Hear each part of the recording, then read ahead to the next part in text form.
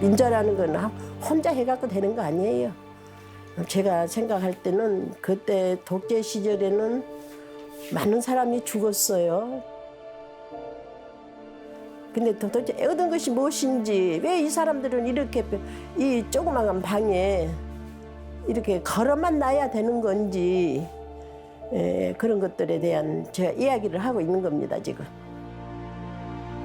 생각해보면 저희가 이한열 열사는 사진이라도 있어서 네. 이렇게 기억을 그래도 하고 있지만 네. 정말 기억조차 못하고 있는 희생자들도 정말 많은 것 같아요. 내가 이제 여기 와서 이렇게 인터뷰를 합시다 이렇게 권한 거는, 내 아들은 그 엄청난, 나는 힘들지만은 나는 그 사진을 보면 힘들고 분하기도 하고 기가 막히지만은, 이 많은 사람들, 그 사진 없는 사람도 있습니다. 여기 지금 이 사진 속에는 이 사람들하고 같이 가는 거예요. 이 사람들은 우리는 같이 가야 된다. 같은 뜻으로 같은 현장에서 이렇게 이제 뭐 여러 가지 죽음이 있었으니까, 그래서 이제 우리 기자 선생님들 여기 오시라고 했던 게 제 목적이고요.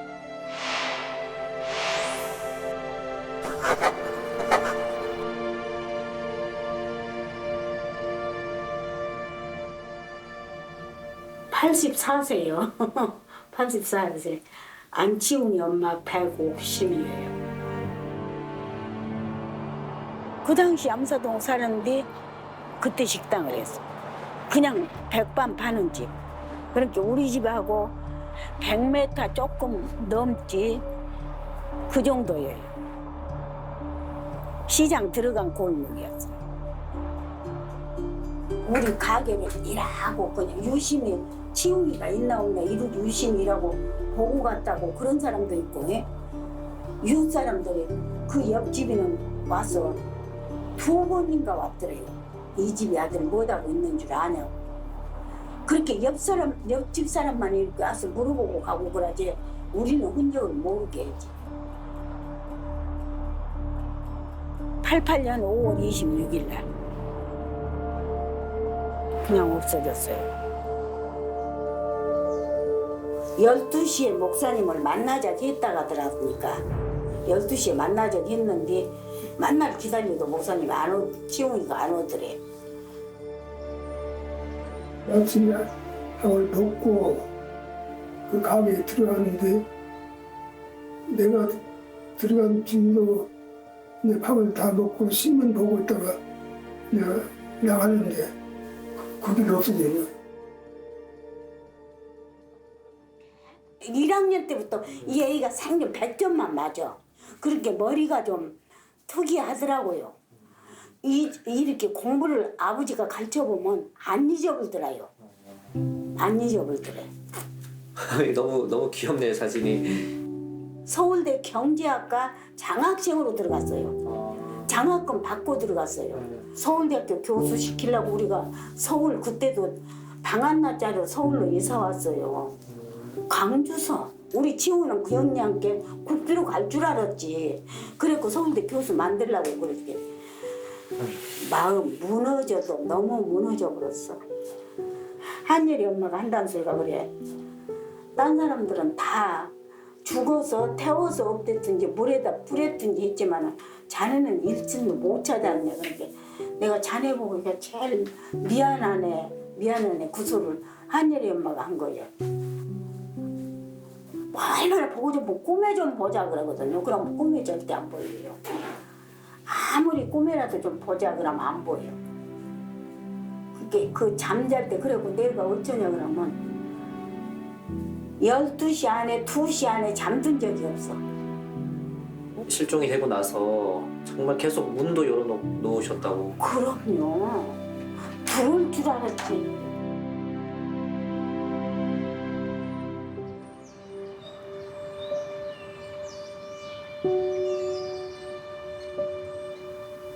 우혁이는 치웅이의 2년 후배가 되네요. 서울대 무역학과 8회학번이고 우혁이는 서양사학과 84학번이니까요. 저는 우혁이의 형 최종순입니다.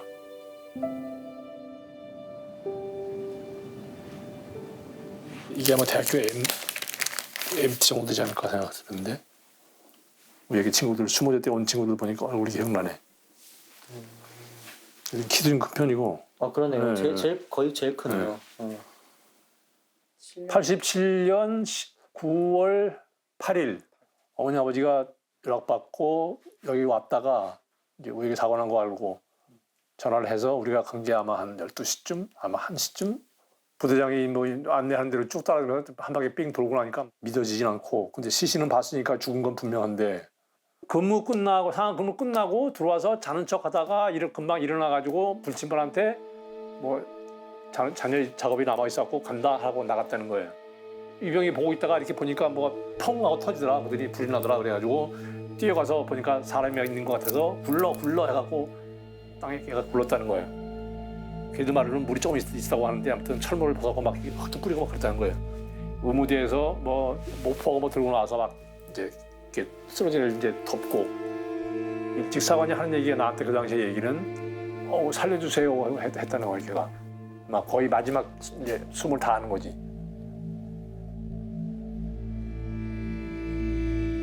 그리고 이제 이건 우리 죽은 다음 사진이에요. 아 다음 사진이에요. 네. 그 부대 안에서 장례를 치르는데 이제 시신을 달라. 우리는 남쪽으로 내려간다. 그랬더니 시신은 못 주겠다. 군대를 안 가려고 마음 먹었는데 어머니가 억지로 가라고 하니까 노동운동하기 더 마음 먹고 있었고 근데 이제 억지로 가라고 하니까 이제 몇 개월 버티다 벌써 안 되니까 그럼 내년 4월 달까지만 내가 하던 거 마무리하고 군대 갈게요 하고 이제 본인이 양보를 했죠. 그래서 이제 갔는데 6개월 만에 얘가 이제 죽으니까 어머니는 이제 내가 사지도 몰아놨다. 그리고 자책을 할 수밖에 없잖아요. 흔히 쉽게 표현하면. 그래가지고 뭐 이제 뇌 혈관 터져갖고 반신 이제 못 쓰게 됐고 눈이 안 보여. 그러다가 뭐 이제 심한 스트레스가 오니까 이제 나도 잘 못하시고 어느 날 집을 나가셔갖고 당인리 발전소 마포에 가면 영등포 쪽으로 당인리 발전소가 있어요. 옛날에 이제 요새는 그인지 모르겠는데 거기서 한강을 투신하셨다고. 제일 처음에 군에서 그런 사망 경위나 이렇게 가족한테 설명한 내용이 혹시 기억나세요?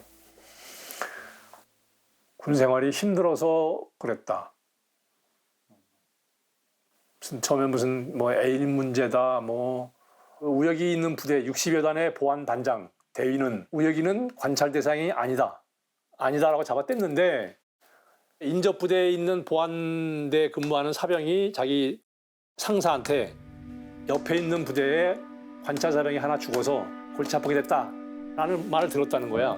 그 당시 부대 관련자들 이렇게 진술을 보게 되면. 근데 이런 얘기를 내가 작년 8월 달에 이 CD 이거 2개를 다 받아놓고 보니까 아버지는 이런 내용을 몰랐어요. 이런 자료를 공개 안 하거든. 아 근데 그걸 가족들한테도 공개를 안 했어요.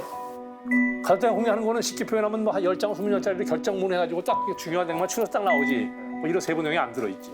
이 자료는 따로 정보공개 청구를 해서 받으신 그렇죠. 이게 22만 원이에요. 22만 원. 그러니까 어떤 기분이냐면 야 니들이 죽게 만들어 놓고 그 자료 청구하는데 22만 원이라는 돈을 받아? 억울하기도 하고. 근데 이거 받으려면 돈을 내야지. 이 친구예요. 얘가 위생병인데 사고 당시에 유서가 있었는데 정부가에서 없앴다라는 얘기를 들은 적이 있습니다. 이 진술 때문에 지금 알게 되신 거군요. 그렇지. 유서의 존재를. 예. 근데 이걸 왜 안 했냐? 안 했다니 이해가 안 되는 거지. 그럼 누가 유서를 없앴는지도 전혀 지금 알 수 없는 거네요. 그렇지. 우혁이 죽은 다음에 보안대에서 와서 정보를 뒤졌다는 거거든. 원래는 보안대 손대면 안 되거든. 네. 헌병대가 와서 해야 되거든. 근데 다 이미 다 했다는 거지.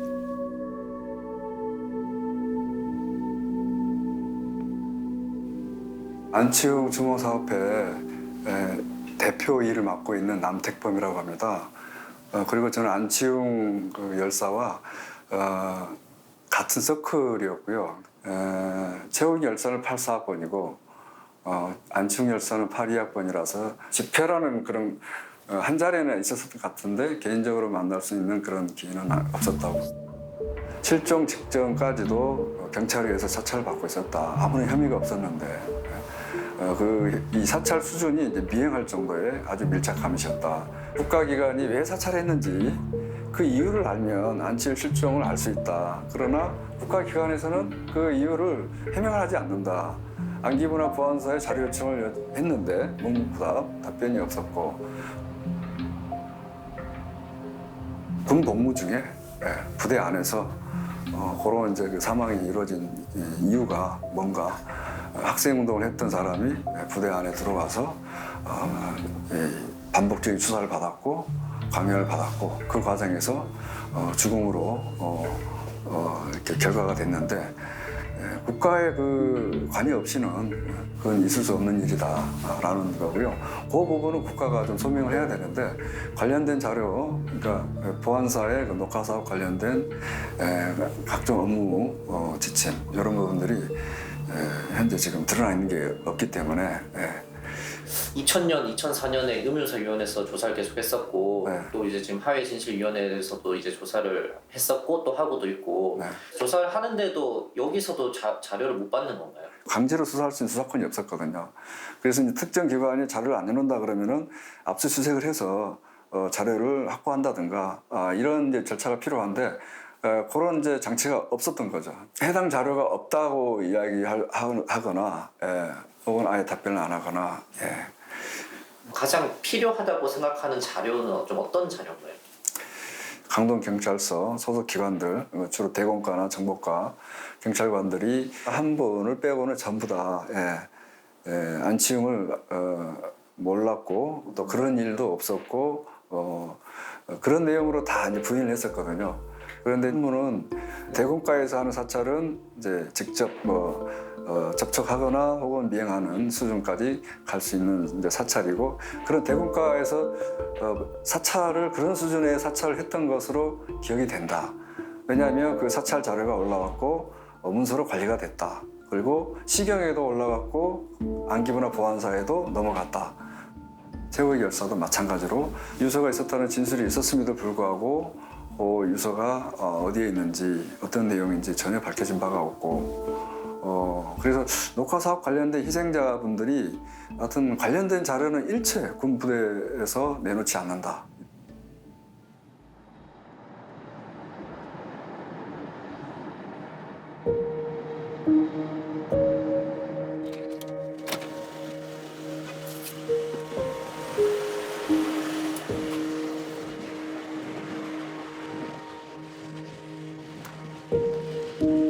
안녕하세요. 네, 저 KBS 연중 기자입니다.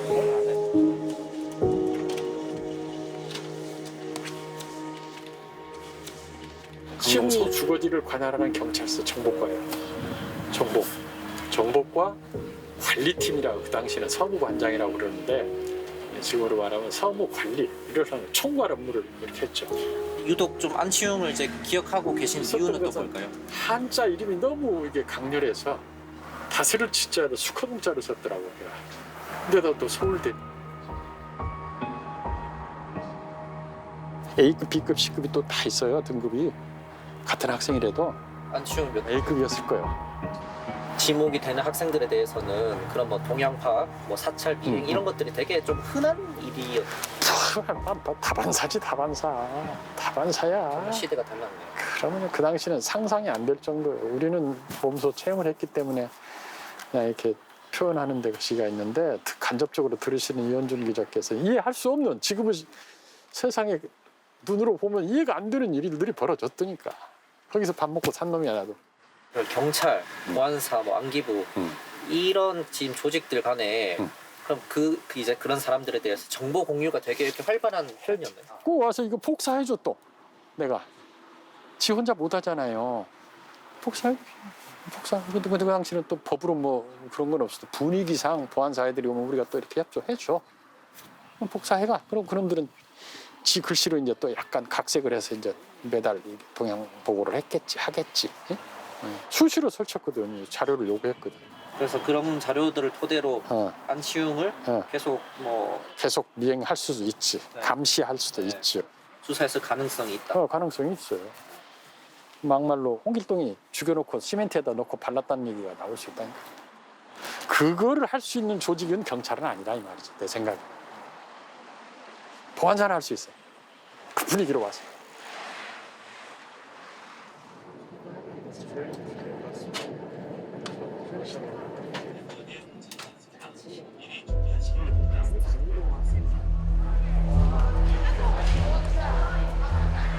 할 수 없죠 뭐. 그러면 통화는 괜찮을까요? 아 대구에 오긴 했는데. 그리고 할 얘기가 없어요. 내가 알면 뭐 네. 이야기를 하겠는데. 그 의무병 하시던 분이 이 유서가 있었다고 들었다. 근데 그거를 없앴다는 얘기를 들었다. 뭐 이런 진술이 있더라고요.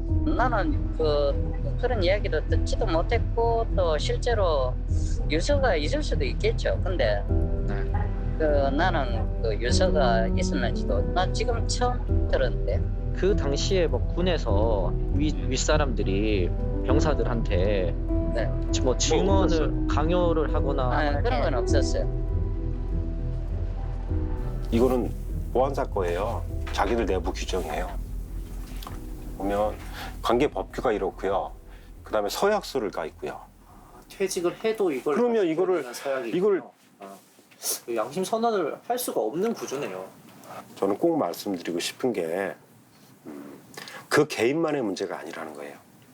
그 사람들도 자기가 지득한 사실에 대해서 공개할 수 없도록 촘촘히 막혀져 있다는 거죠. 뭐 보안 각서 그리고 뭐 그들도 서약서들을 다 쓰고 결국은 뭐 퇴직을 하든 이렇게 하기 때문에 여전히 관련 사실에 대해서 자기가 불리한 처벌이나 어떤 불리한 상황을 감수할 어떤 용기를 내지 못하는 풍토 속에서 여전히 있다는 거예요. 그 해당 기관이 기관명을 이렇게 바꿨지만 군 같은 경우에는 보안사, 기무사, 군사안보지원사령부로 바꿨지만 기관의 장이 그 족쇄를 열어주는 노력 또한 필요하다. 그러니까 정보공개 청구를 통해서 입수한 자료에 의하면 매우 특이한 내용들이 이렇게 좀 확인되었는데 실제 녹화 공작이 84년 12월로 해서 종료했다고 이야기했지만 제가 지금 보여드리는 것처럼 곧바로 85년 1월부터 선도 업무라고 불리는 이 지침들 수립과 함께 동일한 형태의 공작들이 88년까지 진행되었다고 하는 사실을 확인할 수 있었고 전두환 신군부 정권 출범 초기에 있었던 패턴과 같은 녹화 공작과 같은 형태로 이 선도 업무라고 불리는 공작들이 지속되었다는 사실을 확인되었고요. 어디 국방부에서 뭐 만든 자료인가요? 기무사령부가 국방부 과거사위원회에 제공한 자료죠. 최우혁에 대한 그 국방부 전공사상자 심의위원회 그 자료에 의하면 당시 해당 부대에는 이 학생운동 전력자에 대한 그 지칭을 음모로 산비둘기 또는 비둘기라고 하는 형태의 음모로 사찰 관리들이 이루어지고 있다는 부분들이 확인이 되었는데 망자의 경우가 바로 그런 부분들이 그 언급되어 있는 사실들이 확인할 수 있었고요. 운동권 학생들을 관리하는 선도 업무가 있었다는 이 자료가 네, 혹시 뭐 그 예전에는 뭐 몰랐던 건가요? 그렇죠. 몰랐던 거죠. 85년부터는 더 이상 하지 않겠다고 선언을 했지만 곧바로 이제 진행을 했던 거죠. 운동권 전력을 갖고 있으니까 관리되었을 수 있겠다고 하는 추정은 누구나 할 수 있는데 구체적인 그게 무엇이냐 하는 부분이 이 선도 업무라고 불리는 공작 대상자였다고 이렇게 보는 게 무방하다는 거예요. 망자를 포함한 그 군입대한 학생운동 전력자에 대한 선도 사업 피해 실태와 규모는 어땠으며 망자에 대한 구체적 사망 경위에 어떠한 접촉, 사찰, 조사 있었는지에 대한 부분을 이제 밝히면 되는 거잖아요. 그 책임이 보안사에 있다. 그렇죠.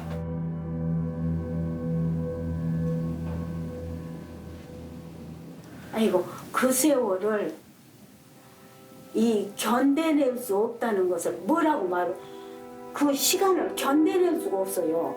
그래서 한 번은 나 이렇게 사느니 나 죽어보면 죽었다 그러면 아파트에서 뛰어내려보려고 한 게는 안 죽어지더라고. 견뎌낼 수가 없어. 그냥 이렇게 아들이 없어지는 게 억울해서.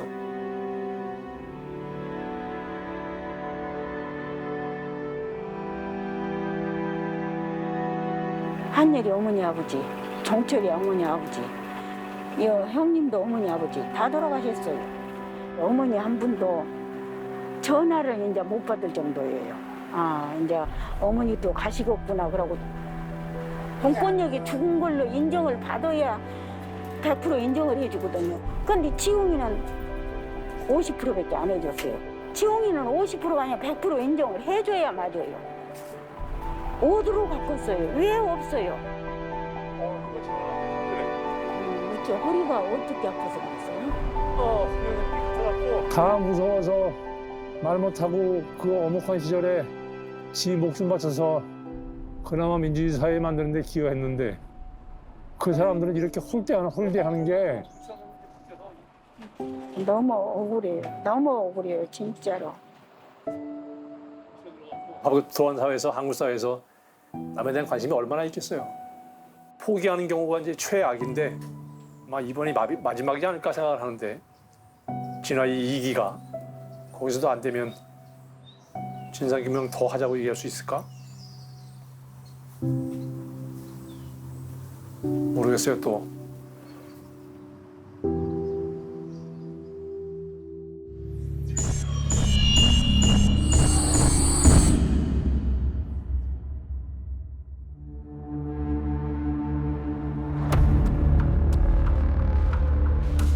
네, 여보세요? 제가 중간에 가로채서 고객센터는 아닙니다. 하나 가르치 이거예요, 하나? 야, 이건 정말 상상되네. 너무너무 완벽하게. 이게 실제 촬영하는 위치랑 엄청 정확하게 나오네요.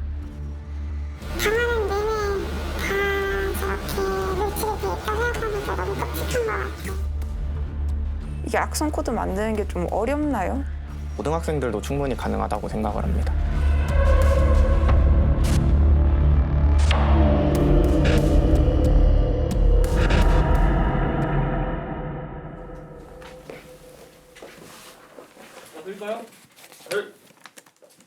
문자 보내는 것부터 한번 시작하면 될 것 같아요. 네. 문자로 이제 악성 어플리케이션을 만든 거를 보내가지고 이제 피해자가 설치를 하게 되면은 그때부터는 사실상 핸드폰은 장악됐다고 보시면 될 것 같습니다.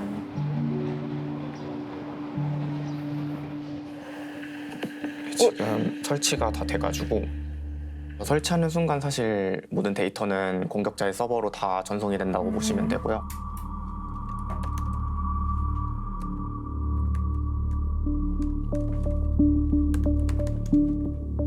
카드 승인 문자 내역입니다. 그리고 뭐 인증번호 같은 것도 보내게 되면은 이렇게 확인할 수도 있고요. 뭐 핸드폰으로 문자를 보내서 본인 인증까지도 할 수 있습니다. 이제 지금 실시간으로 핸드폰에 저장된 사진들도 가져올 수 있습니다. 그리고 신분증 사진 외에도 아까 뭐 회사 문서라든지 여기 보시면은 인증서 같은 것도 가져올 수가 있고요. 그러면 지금 연락처 같은 것도 빼올 수 있는 거예요? 네, 연락처 같은 경우도 설치하는 순간 네. 네, 탈취가 돼서 지금 가져오는 건 어떤 거예요? GPS 통해서 가져온 정보입니다. 마지막으로 온 요 정보를 검색했을 때 네. 요 빨간색 위치로 나오고 있습니다. 이게 실제 촬영하는 위치랑 엄청 정확하게 나오네요. 알림 전에 이제 카메라랑 기반이 있어가지고 이제 화면이 꺼지거나 어플리케이션이 꺼져 있지만 계속 카메라로 꺼내는 영상이나 당하는 내내 다 저렇게 노출이 돼 있다고 생각하면서 너무 끔찍한 것 같아요. 어느 정도 금액이? 7억. 어떤 문자에서 시작이 됐던 거예요? 그 해외 그 구매 안내 문자를 계기로 시작했어요.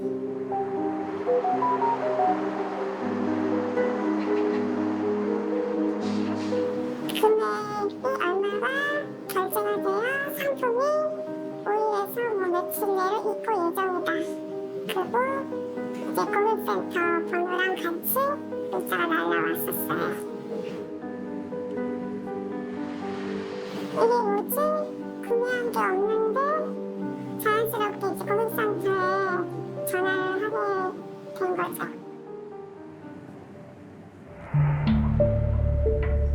문의를 하니까 이런 앱을 실행하라라고 보내왔어요. URL을 보내줄 테니까 여기 가서 해외 배송이 맞는지를 확인해봐라.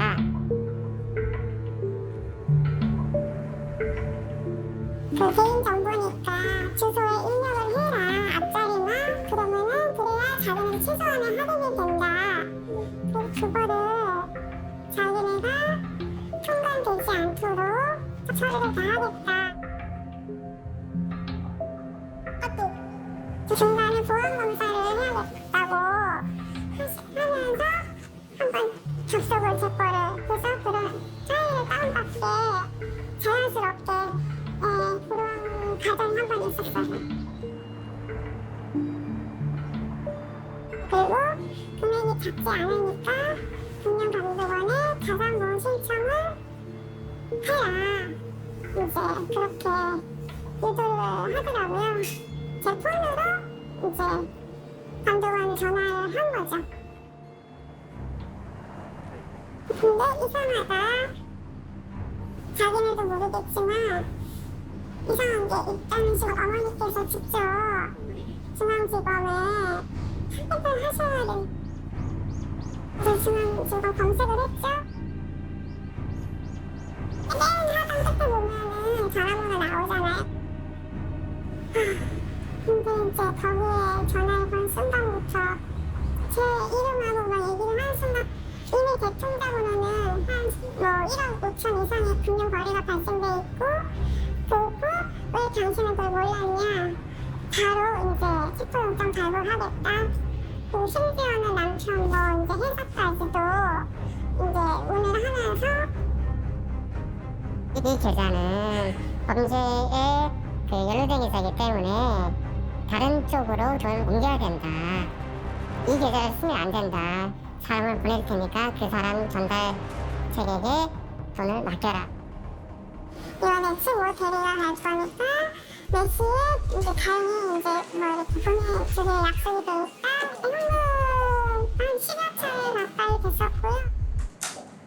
지인간에 이제 빌려준 거래 내역까지 운운하면서 뭔가 더 끌어오길 바라는.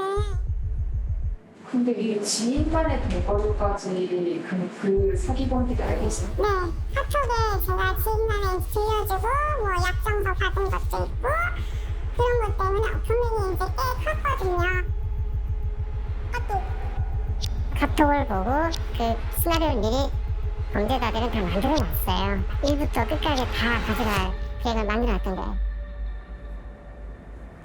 미스 추적까지 계속 당하고 있었기 때문에 제가 은행에 들어갈 때마다 어머니 입장하셨네요. 그 CCTV 확보라고 일단 뜨고 있다고 저한테 수시로. 손에 들고 있지만 해커 마음대로 되는 좀비폰 같은 게 되는 건가요? 네, 그렇게도 가능합니다.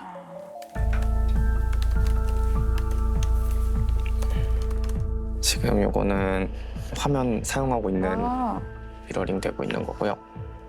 키보드 누르는 네. 이제 액션을 확인할 수가 있어서 비밀번호나 계정도 알아낼 수 있긴 합니다. 아, 이런 것들 그냥 그대로 볼 수 있는 거구나. 그럼 SNS 통해서 개인의 그런 인간관계 같은 것도 파악할 수 있겠네요? 네, 맞습니다. 카카오톡 주고받는 것도 이렇게 미러링 네. 화면상으로도 확인할 수 있는데요. 이 사람의 관심사는 뭔지, 이 사람의 뭐 취미생활 뭔지, 검색어는 뭔지 그냥 다 내다보는 거네요? 네, 맞습니다. 그럼 카메라도 해킹을 할 수 있는 거예요? 네네, 가능합니다.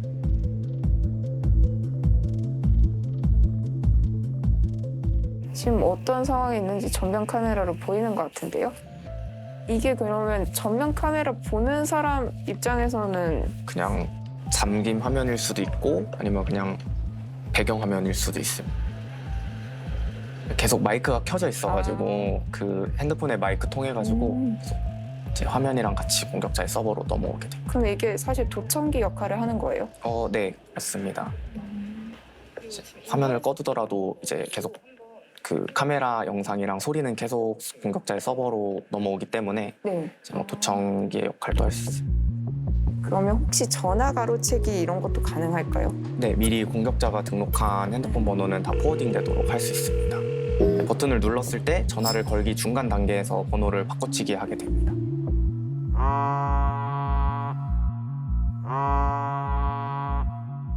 피해자가 이제 고객센터로 전화 온 게 여기로 전화가 와가지고 한번 받아보겠습니다.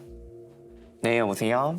네, 안녕하세요. 지금 삼성증권사 고객상담센터로 연락드렸는데 맞을까요? 네, 고객센터 번호로 연락 주신 건 맞는데요. 제가 중간에 가로채서 고객센터는 아닙니다. 112 이런 번호도 다 가능하고요. 010 개인 번호도 가능을 해서 부모님 연락처로 전화를 했을 때 이제 공격자가 받을 수 있도록도 할 수 있습니다. 그리고 아까 인스타그램 들어가서 휴대전화를 하고 있는 것까지 다 볼 수 있는 거죠. 비밀번호나 계정도 알아낼 수 있긴 합니다. 전화 가르치기 이거예요. 들어있을 수 있기 때문에 그런 것도 다 그럼 제가 인터넷에서 무슨 정보하고 보고 있다는 것도 알고 있겠네요. 야, 이건 정말 상상되네. 너무너무 완벽하게 잘해. 그땐 해킹 당할 때 상상도 못할 정도네. 이렇게 내가 다 했던 1억 5천 좀 돼서 벌써 번도 안 했죠. 이틀 동안. 이게 메시지가 막 오더라고. 그런데 농협에서 나왔었어요. 코로나 지원금 이래가지고 거기 막 2.2% 이래가지고 왔더라고. 제가 이제 저 다른 은행에 대출이 있었거든요. 그런데 이자가 좀 약간 세었어. 내가 전화를 했죠. 전화를 하니까 안 받고 다시 나한테 메시지를 온 거예요. 사이트 연결을 하니까 그 사이트에서 이렇게 이제 중번호하고 생년월일하고 이래 하더라고요. 혹시 되는가, 이제 대출이 한도가 되는가 싶었어요. 농협에서 연락이 왔더라고요. 대출 저희 하는 담당 부서라면서 몇 며칠 날 누구 중에서 대출했었네요. 그러면서 다 정보를 다 갖고 있어요. 내가 이제 그 은행에 전화를 했죠. 내가 대부출된 은행에 혹시나 또 오지 않았을까 생각하니까 대본에 걸고 내 이름을 대면서 지금 위반하시네요 그러더라고요. 계약기한이 남았는데 왜 카드은행에 이용해서 그러니까 대체를 갚으려냐 그 위반 사항이 걸렸다면서 그러니까 이틀간 기한기를 안 갚으면은 신용 불량자를 만들겠다더라고요. 일세분들 전화해보다 하니까 그래서도 내일까지 갚으라고 그러더라고요. 그러고 있는데 그래서 이제 농협에서 연락이 왔더라고요. 대출되니까 나에 대한 서류를 보내라 하더라고요. 전전증 하고 등본하고 그 카카오톡을 보내줬죠. 그래 보내주고 나니까 제가 좀 의심스러운 부분이 많잖아요. 그래서 이건 금융감독이잖아요. 해봐야 돼. 이 여건이 조건이 있는지라고. 그래 금융감독이 지나가니까 대꾸라는 소리가 그 은행에서 그래 난 이틀 동안 이해를 시켜놨습니다 라더라고요. 그 뒤에도 뭐 여러 군데 확인을 해보셨어요? 여러 번 했죠.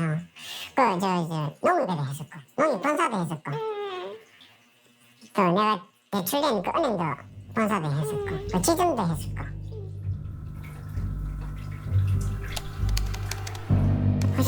혹시 이거 보십시오 아니냐 하니까 웃으면서 그러면은 의심스러우면은 바로 그냥 우리 본사로 전화 주세요 이러대. 그러면 본사 전화번호를 하니까 전화번호 인터넷 있잖아요.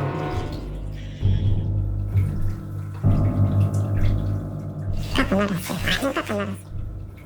뭐라고 하면서 그 돈을 갈취해 간 거예요? 일단은 처음에는 반은 갚아라. 출장 나온 사람은 돈을 보낼 테니까 김대리라고 보낼 테니까 그 애한테 주사라고. 그다음 날이라고 이제 남은 다 갚아라. 안 갚으면은 바로 또 신용불안 된다. 또 마지막은 언론이라서 저 대출로 내주는데 보증이 필요하대. 신용보증 반원 내일인데 원래듯이 그래 들어가는데 공인기관에 전화하면 할수록 나는 이제 시대가 가니까. 해킹이 됐을 수 있다라는 사실을 어떻게 알게 되신 거예요? 집사람이 애들한테 연락해갖고 애들이 해킹 나갈 수도 있다라고 하더라고. 그럼 내가 그 자리에서 그냥 금감독원에 바로 전화했죠 그때. 그럼 집사람 핸드폰 해봐라 이렇게 딱 틀린 거야. 받는 응대하는 법이 틀리대. 완전 틀려. 그래서 정말 뭔가 동대체 머리 띵 하더라고. 이거는 혹시 뭔지 알고 계세요? 해킹한 데서 자기가 쓰는 이렇게 농협 마크입니다. 이거 보고는 내가 모르죠 뭐. 나 같은 사람은 뭐 당연히 그 악성앱이라고 제가 표현은 했지만 아마 이게 휴대폰에 깔리고 화면에 현출되면 이거를 구별하실 수 있는 분은 아마 없을 겁니다. 시중에서 지금 그 각 금융권에서 사용하고 있는 그런 이미지를 그대로 가져다 쓰고 있거든요. 최근 2년이나 3년 들어서는 이제 악성앱이 이제 그 범행에 이용되지 않은 사례를 찾기가 오히려 좀 더 드뭅니다. 피해자의 평균 금액으로만 보더라도 이제 2018년이나 이제 2017년에는 2천만 원 미만이었던 것이지 지금은 지금 2,500만 원까지 올라와 있습니다. 40대, 50대 피해자가 이제 거의 50% 가깝게 가장 많으시고 그 다음에 이제 20대, 30대 피해자가 한 30% 정도로 이 두 분 합치면 80%에 육박하는 그런 수준입니다. 결국에 이게 예방이라는 게 중요할 수밖에 없는 범죄인데 예방법에는 좀 뭐가 있을까요? 자기가 모르는 전화번호에서 무언가 연락이 와서 그 뭘 해달라고 하시는 거는 그냥 보이스피싱이라고 생각하고 전화를 일단 끊으시는 게 가장 중요합니다. 다른 사람이 뭔가를 설치하라고 하시는 경우가 있을 텐데 이제 현재 그렇게 개인적으로 주고받는 앱은 사실상 거의 악성 앱이라고 보셔야 됩니다. 거의 100% 악성 앱이기 때문에 이런 앱은 절대 까시면 안 되죠.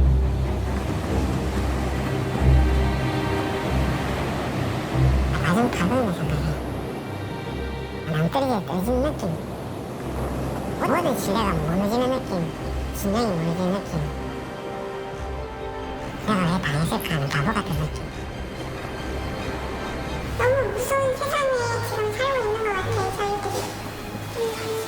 저 앞으로 어떻게 살아가야 될지 모든 게 너무 두려워요. 이미 저의 신상에 대해서는 다 알고 있는 상황이다 보니까 지금도 두려워요. 이게 끝나도 끝난 게 아니에요. 네. 끝나지 않죠.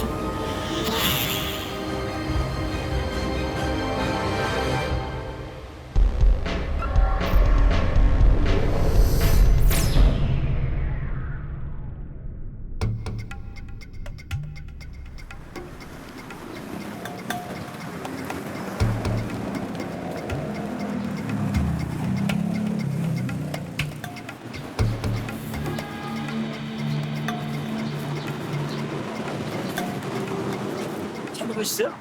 아, 사장님 혹시 영등포 쪽에 지역신문은 혹시 취급 안 하세요? 아, 그렇죠. 안 하죠. 왜냐면요, 지역신문은 이제 그 사람들이 공짜인 줄 알고 그렇게 인식을 해가지고 판매가 안 돼요, 지역신문은. 그리고 이제 이 갖다 준 데서 아예 취급을 안 해가지고 안 갖다 줘요, 지역신문은.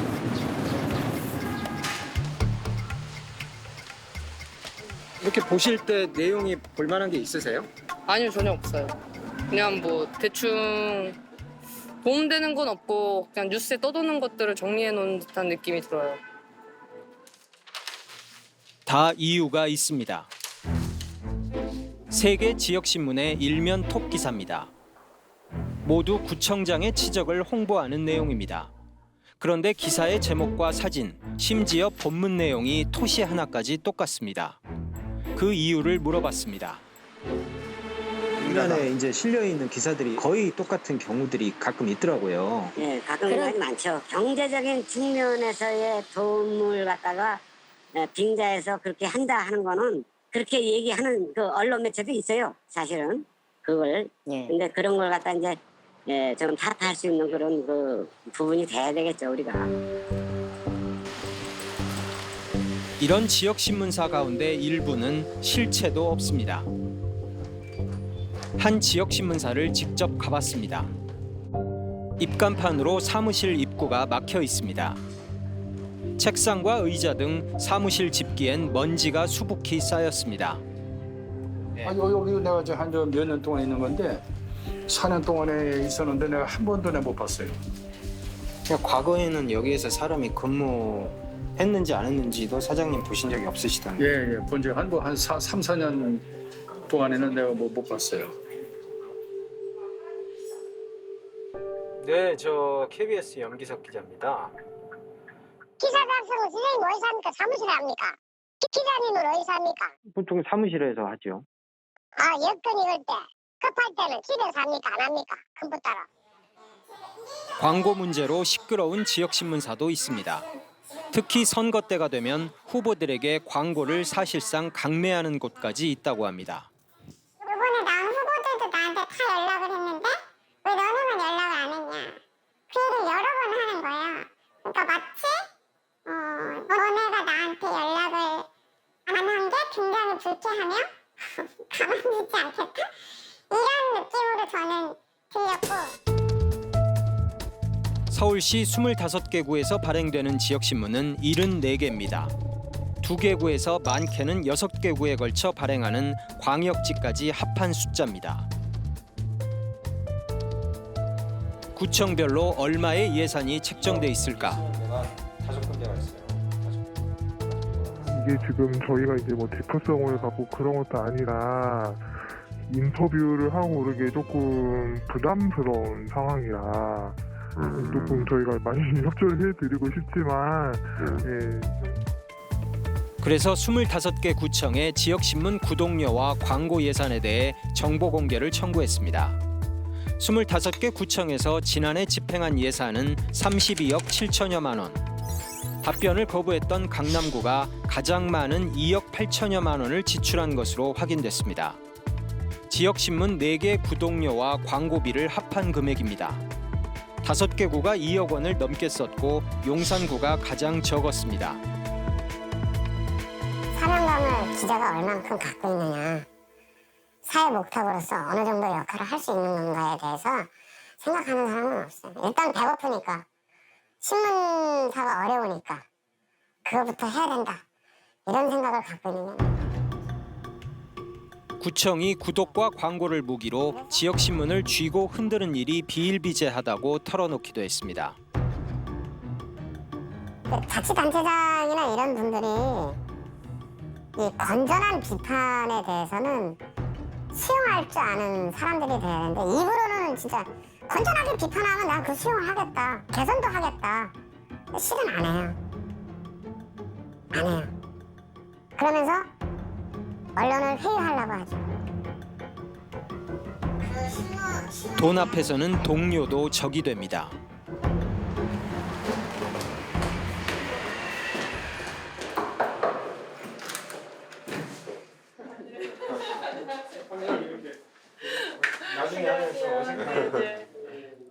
이 지역신문은 종종 구청장에 대해 비판적 논조의 기사를 씁니다. 구 행정에 대해서도 날카로운 잣대를 들이댑니다. 하지만 그럴 때마다 비난의 화살은 구청이 아닌 다른 지역신문들로부터 쏟아진다고 합니다. 그러니까 문제 제기를 하는 곳에 대해서 너네만 아니면 사실 이런 문제가 드러나지 않는 건데 왜 비판 기사를 써서 지역의 명예를 실추시키냐 이런 식으로 반론을 펼치는 거죠. 굉장히 황당한 상황들이 이제 벌어지는 거예요. 저희가 이제 비판 기사를 쓸 때마다 너네만 아니었다면 이라는 거죠.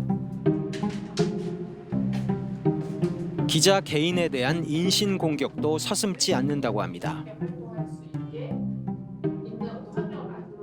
어떤 언론사 같은 경우는 저희한테 이제 전화를 해가지고 욕을 퍼부었어요. 그래가지고 뭐 이제 저희 이제 편집장님한테 뭐 나이로 이제 갑질하고 그리고 뭐 욕하고 뭐 XX 뭐 이러면서 욕하고 그런 적도 있었고.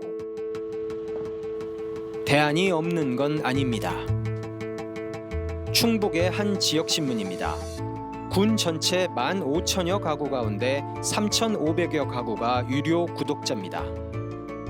전체 운영비 중 구독료 비중이 51%, 나머지는 광고비와 지역신문 발전기금으로 충당하고 군청 지원은 전혀 없습니다. 시민이 주민들이 구독을 해준다면 그런 걱정을 할 필요가 없죠. 그런데 관공서에서 광고와 구독을 해주기 때문에 거기에 의지를 하기 때문에 이제 볼모로 잡히는 거죠.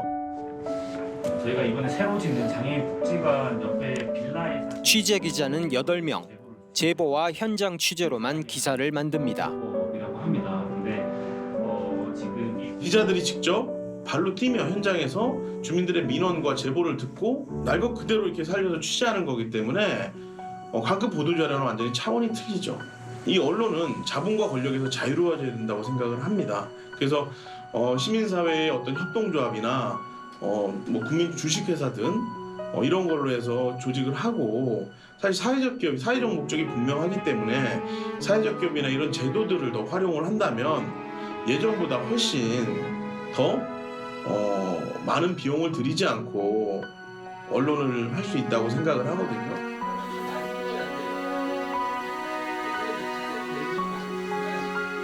지역 단위의 공공 미디어를 만들어야 된다. 그 미디어를 어떻게 만들어느냐? 모델이 있다라는 겁니다. KBS처럼 우리가 공영 언론 시스템들을 만들고 일정 정도 재원을 공적으로 충당하고 일정 비용을 지역 주민들이 분담하고, 그러면서 그 운영은 민주적으로 공개적으로 개방이 돼서 주민들이 자연스럽게 참여하게 하는 모델, 얼마든지 가능하다라는 거죠.